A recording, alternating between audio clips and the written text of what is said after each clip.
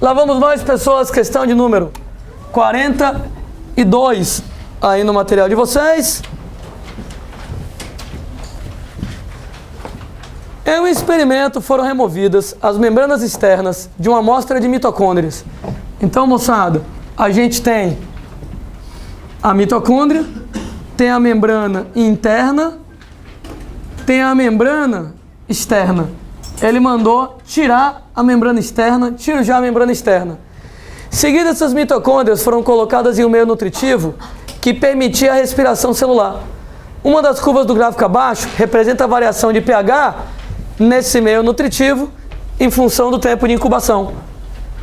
Identifique a curva que representa a variação do pH do meio nutritivo do experimento realizado. Justifique sua resposta. Como é que funciona, amiguinhos, a hipótese quimiosmótica? Cadeia respiratória libera energia. No que libera energia, a gente bombeia H+ para o espaço. No que a gente bombeia H+ para o espaço fica cheio de H+.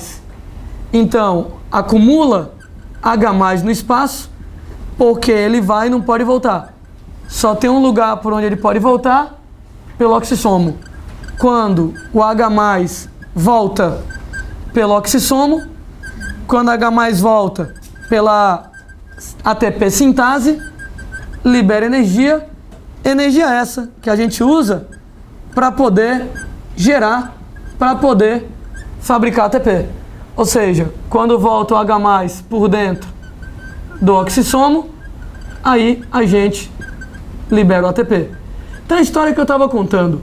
Só que, deixa eu ler de novo o texto da questão, que ele vai lá e conta uma história, mais ou menos assim, ó. Em um experimento, foram removidas as membranas externas. Então eu tirei a membrana externa. Deixei só a membrana interna. É na membrana interna que nós temos a cadeia respiratória. É na membrana interna que eu bombeio o H+ para fora. Assim como é na membrana interna que eu tenho os oxissomos, etc e tal. Em seguida foram colocadas em um meio nutritivo. Então agora, isso aqui é o meio nutritivo. Ele quer, uma das curvas do gráfico apresenta a variação de pH no meio. Qual é a curva que apresenta a variação de pH? Fofinhos, a cadeia respiratória não fica bombeando H+ para o espaço? Não tem mais a membrana externa, né? Então H+ agora fica no meio de cultura. Se acumula H+ no meio de cultura, o que é que acontece com o pH? Aumenta ou diminui? Qual é o único gráfico em que o pH está diminuindo?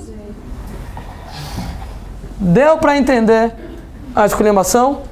Então, tudo começa com a minha simpática bomba de prótons. Então ela bombeia o H+ para fora.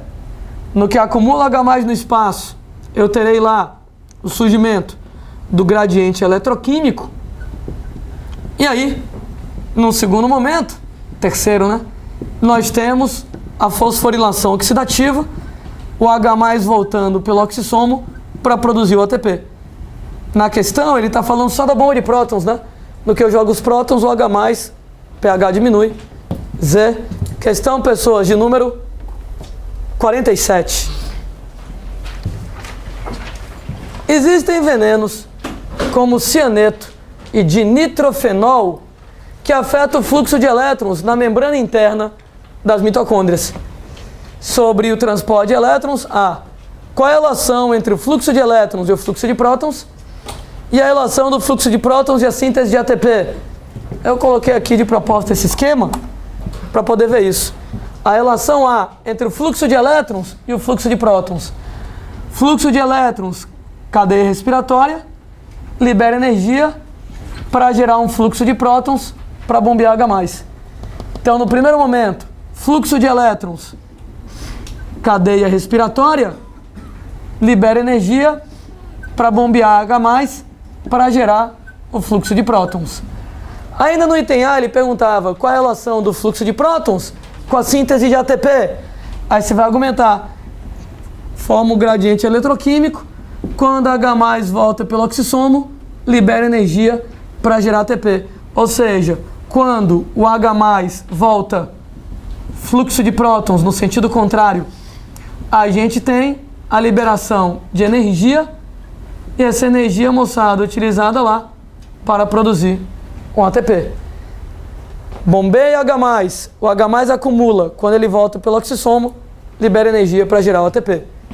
Na letra B, porque o processo de síntese de ATP nas mitocôndrias é chamado de fosforilação oxidativa. Olha o nome, fosforilação. Fosforilar é adicionar fosfato a alguém. Nesse caso, eu vou adicionar fosfato ao ADP para produzir ATP. Então, por que o nome é fosforilação? Que a gente adiciona fosfato. Por que o nome é oxidativa? Porque a gente vai usar a energia dos elétrons.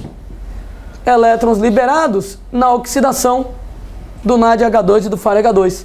Então, a energia dos elétrons liberados na cadeia respiratória, que eles vêm da oxidação do NAD e do FAD. O item, moçada, C. O cianeto age impedindo a célula de utilizar oxigênio, provocando o aumento do metabolismo anaeróbico. Presente a consequência celular do aumento do metabolismo anaeróbico. Cianeto não tem cadeia respiratória. Sem cadeia respiratória.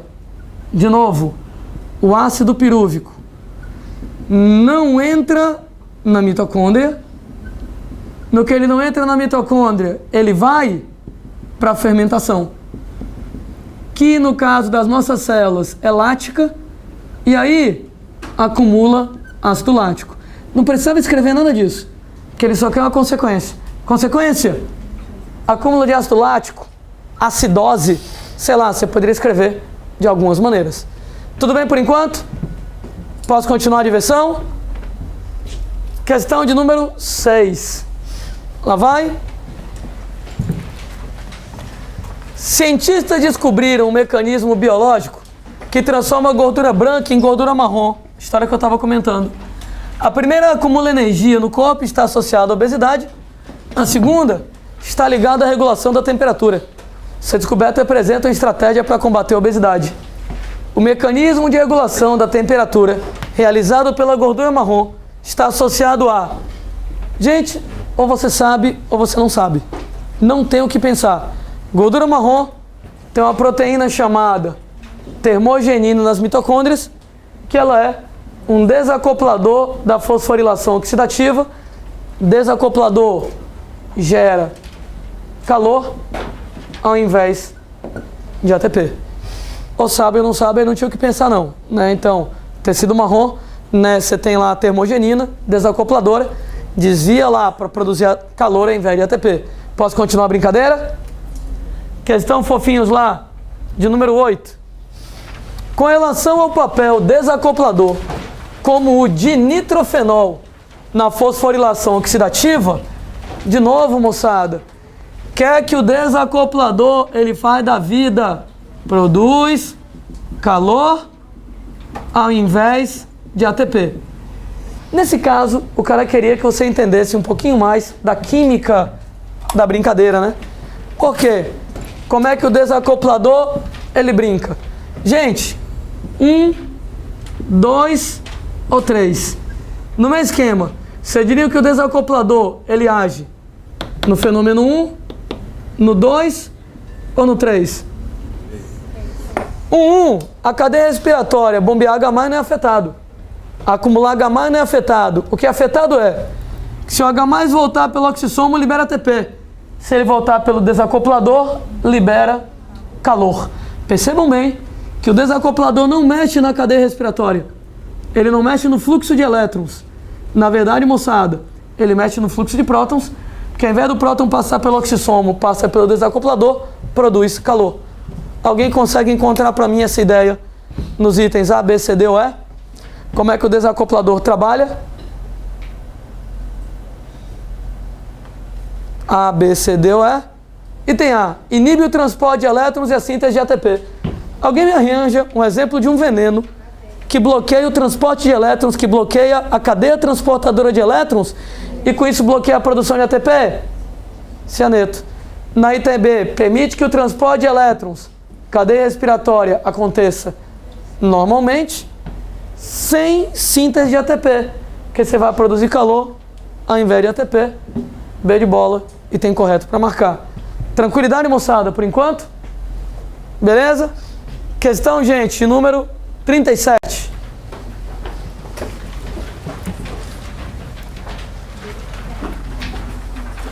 Um paciente, ao ser consultado, tinha uma história clássica de hipertireoidismo.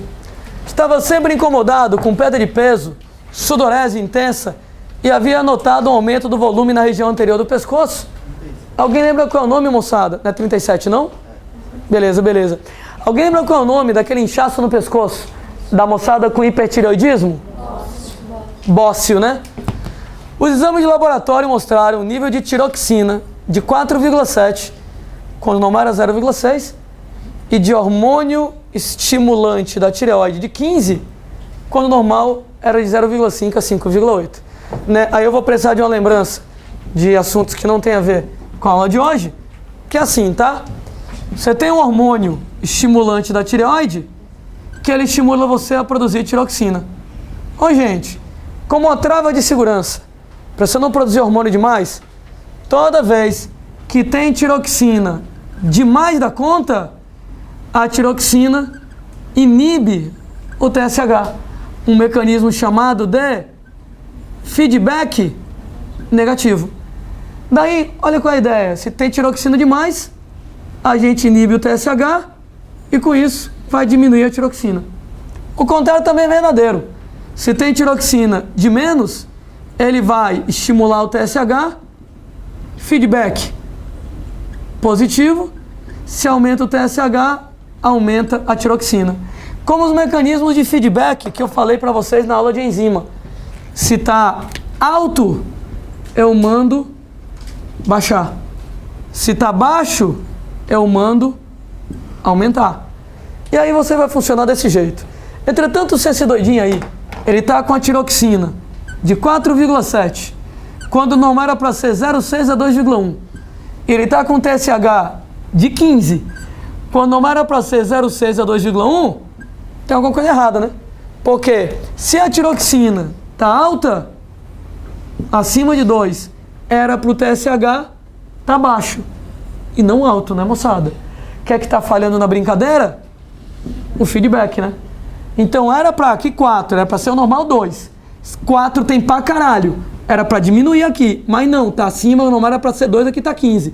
Feedback tá falhando. Só para adiantar logo a primeira pergunta dele, supondo-se que o doidinho não tenha nenhum problema hereditário, identifique o mecanismo de controle hormonal que não está acontecendo nesse caso. Feedback, né? Porque se tem muita tiroxina, era para ter inibido o TSH. Vou falar sobre isso na aula de hormônios com bem calma, só para fazer a questão por enquanto. Você tem, amiguinhos, que é o item B, que é bacana para mim. Sabendo que os hormônios tireoidianos atuam como desacopladores da fosforilação oxidativa, explica o baixo peso e a alta sudorese observados no paciente. Rapaz, estava aqui e eu tive que apagar, né? Então, eu estava comentando que tiroxina, se ela é um desacoplador, ela vai produzir calor e não ATP, duas coisas. Se ela produz calor, hipertermia aumenta a temperatura. E se aumenta a temperatura, como é que você vai reagir para eliminar o calor? Aumentando a sudorese. E como você não produz ATP, eu tenho que consumir mais glicose para produzir ATP suficiente e com isso você emagrece. Olha a pergunta dele, exatamente. Baixo peso, magreza. Alta sudorese, está explicado aqui. Então, resumidamente, tiroxina produz calor ao invés de ATP. Se produz calor, temperatura sobe, sua mais. Se não produz ATP, eu vou ter que consumir mais glicose para compensar, e com isso eu vou esgotar minha glicose, consumir glicogênio, consumir gordura, e vou ficar magrinho, no caso do hipertireoidismo. Posso continuar a brincadeira, moçada? Questão de número 45. Lá vamos nós pensar, né, moçada? Homem, pensar essa hora da noite é complicado, hein? Vamos nós, coragem, coragem. Em um experimento foram medidas as taxas de produção de ATP e de consumo de oxigênio em células de folhas verdes de uma planta sob as seguintes condições experimentais: obscuridade ou iluminação, ausência ou presença de um desacoplador específico da fosforilação oxidativa mitocondrial. Quer dizer que nesse caso, moçada, ele manda obscuridade sem luz ou iluminação com luz, ele diz sem desacoplador ou então com desacoplador. Vou logo adiantando, moçada, umas paradas aí para filosofar. Qual é o mecanismo da planta? Ele está falando que é uma folha verde. Qual é o mecanismo da planta que é afetado pela luz? Então, moçada, nem que você não saiba nada de fotossíntese, você tem a ideia de que fotossíntese tem a ver com luz, né? Se não tem luz, não tem fotossíntese. Se tem luz, tem fotossíntese. Beleza. E ele fala da ausência ou presença do desacoplador, que é que o amigo continua colocando. O desacoplador empregado interfere na síntese de ATP pela mitocôndria, acelerando a passagem de elétrons pela cadeia respiratória. Observe os gráficos abaixo, considerando que o de número 1 se refere a um experimento controle realizado sob iluminação e na ausência do desacoplador. Quer dizer que o gráfico 1, ele é com luz e sem desacoplador. Fofinhos, se você tem luz, você tem fotossíntese. E se você tem fotossíntese, ele tem produção de ATP no cloroplasto, produção de ATP na mitocôndria, consumo de oxigênio. Ora, se tem fotossíntese, você tem muita ATP no cloroplasto. Pode notar aqui o branco, ATP no cloroplasto. O branco, ele vai estar alto. Se você não tem desacoplador, sem desacoplador, fofinhos, você produz muito ATP na mitocôndria. Então você produz, cadê o ATP na mitocôndria? É o pretinho. Então você vai produzir muito ATP na mitocôndria, e aqui ele está colocando cinza, é o consumo de oxigênio. Moçada, o consumo de oxigênio normal, o cinza 1 é a minha referência, é o meu grupo controle. Ele coloca pra gente: A.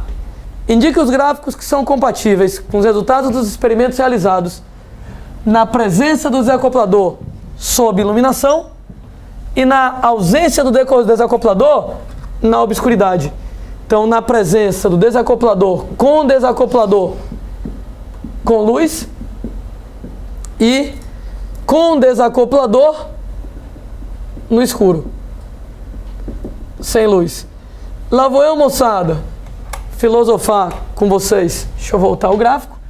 Então ele quer os gráficos com desacoplador, com luz e sem luz. Primeiramente, analisando os gráficos 2, 3, 4 e 5, eu queria analisar todos eles que tem luz e que não tem luz. Onde tem luz, tem fotossíntese, então tem muito ATP no cloroplasto. Onde não tem luz, não tem fotossíntese, tem pouca ATP no cloroplasto. É o gráfico, moçada, branquinho. Então, se eu tenho branquinho alto, muito ATP no cloroplasto, então o gráfico 2, eu já sei que ele tem luz. Olha o gráfico 3, olha o branquinho, pouca ATP no cloroplasto. Então eu já sei que o gráfico 3 não tem luz. Olha o gráfico 4, olha o branquinho, pequenininho, pouca ATP no cloroplasto, automaticamente não tem luz. Esse gráfico 5, branquinho alto, muito ATP no cloroplasto e automaticamente com luz. Tudo bem por enquanto? Primeira coisa que eu fiz, marcar onde tem luz e onde não tem. Onde tem muito ATP no cloroplasto, tem luz. Onde tem pouco, não tem. Pouco, não tem. Muito, tem. E agora, o desacoplador. Ô, moçada, ainda está escrito bem aqui. O desacoplador, ele é um cara que ele vai produzir calor ao invés de ATP. E com isso, diminui a produção de ATP. Devido à diminuição da produção de ATP, eu vou ter que consumir mais glicose para poder produzir ATP suficiente. Isso quer dizer que quando eu tiver um desacoplador, a gente vai ter que a produção de ATP diminui. Mas, gente, eu vou ter que consumir muita glicose, então o consumo de oxigênio se mantém alto. Vou repetir a brincadeira. Se tiver um desacoplador aqui na parada, eu vou ter que consumir mais glicose para produzir ATP suficiente. A quantidade de ATP produzida cai, mas eu vou manter o consumo de oxigênio alto. Daí, observem aqui os gráficos que restaram para a gente. No gráfico 2, eu tenho preto, pouco ATP na mitocôndria. E eu tenho cinza, pequeno consumo de oxigênio. Deixa eu dar uma dica. Que tipo de substância química atrapalha a produção de ATP? Porque não deixa você consumir o oxigênio, porque bloqueia a cadeia respiratória. Cianeto de novo na parada. Tudo bem? Se eu tiver cianeto, a gente vai ter pouco ATP na mitocôndria, desculpem a letra horrorosa aqui, e eu vou consumir pouco oxigênio. Olha, entretanto, o gráfico 3. No gráfico 3, preto, eu tenho pouco ATP na mitocôndria. Moçada, mas olha o consumo de oxigênio. O consumo de oxigênio tá lá no céu. Se eu estou produzindo pouco ATP, mas eu estou consumindo muito oxigênio, um desacoplador, ele vai ser encontrado aqui. Olha, moçada, esse gráfico aqui, 4, eu não sei a mágica que ele fez. Porque o cara conseguiu a façanha de produzir muito ATP na mitocôndria com um pequeno consumo de oxigênio. Homem, eu juro que eu já parei para pensar algumas vezes, eu não sei como é que o cara conseguiu isso. O fato é que no gráfico 5, a produção de ATP na mitocôndria é pequenininha, mas o consumo de oxigênio é alto, o que novamente tem a ver com um desacoplador. O que é que o amiguinho, moçada, ele quer? Com desacoplador ou com luz? Com desacoplador com luz é o gráfico 5. Com desacoplador sem luz é o gráfico 3. Deu para entender a esculhambação que foi feita? Certo? Você realmente ia ter que chegar e pensar um bocadinho na brincadeira. Tranquilidade, moçada, por enquanto? Qualquer coisinha, depois a gente chega e conversa mais sobre isso. Certo? Ele coloca lá, esse é o item A. O item B, né? Item B. Um outro experimento realizado na presença de um inibidor específico da cadeia respiratória mitocondrial apresentou resultados similares ao mostrado no gráfico 2. Ou seja, moçada, cianeto, indica o que deve ocorrer com a taxa de produção de CO2 nesse outro experimento em relação ao que seria obtida no experimento controle mostrado no gráfico 1. Justifique sua resposta. Ó, gente, se eu colocar cianeto, o que é que acontece com a produção de CO2? Filosofa comigo. Se eu colocar cianeto, eu não vou poder usar oxigênio. Se eu não uso oxigênio, eu não vou poder liberar o CO2. Então, o que é que vai acontecer? Diminui a produção de CO2. A equação da respiração é glicose mais oxigênio dando CO2 mais água. Se eu não posso usar oxigênio, eu não vou liberar CO2, a quantidade de CO2 vai acabar diminuindo aqui na jogada.